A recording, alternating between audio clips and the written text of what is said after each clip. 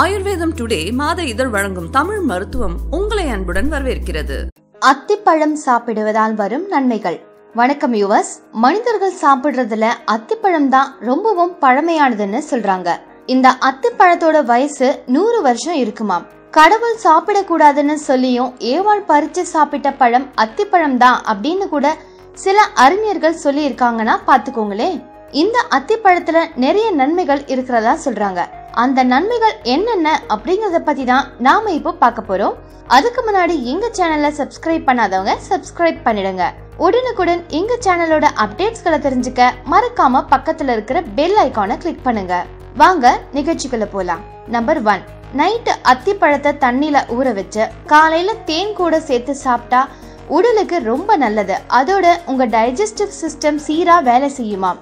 Number 2, அத்திப்பழத்துல omega 3 fatty ஆசிட்ஸும் omega 6 fatty ஆசிட்ஸும் இருக்கு.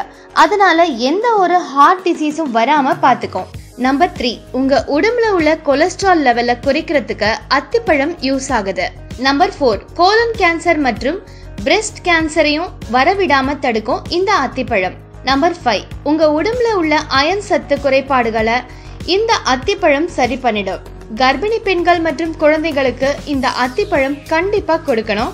அப்பதான் அயன் குறைபாடுகள் ஏதும் வராம இருக்கும். நம்பர் 6, அத்திப்பழ மரத்தோட இலைகள் கூட நிறைய நன்மைகள் தருது. குறிப்பா டயபெட்டிக் பேஷண்ட்ஸ்க்கு அத்திப்பழம் ரொம்ப நல்லது. என்ன வியூவர்ஸ், இந்த விஷயங்கள் எல்லாம் உங்களுக்கு உபயோகமானதா இருந்திருக்கும்னு நம்புறோம். இந்த மாதிரி இன்னும் நிறைய விஷயங்களை பத்தி தெரிஞ்சுக்க எங்க சேனலை உடனே சப்ஸ்கிரைப் பண்ணுங்க. நீங்க அதிகமா அக்கறை கொண்டவங்க கூட இந்த வீடியோவை ஷேர் பண்ணுங்க. நன்றி.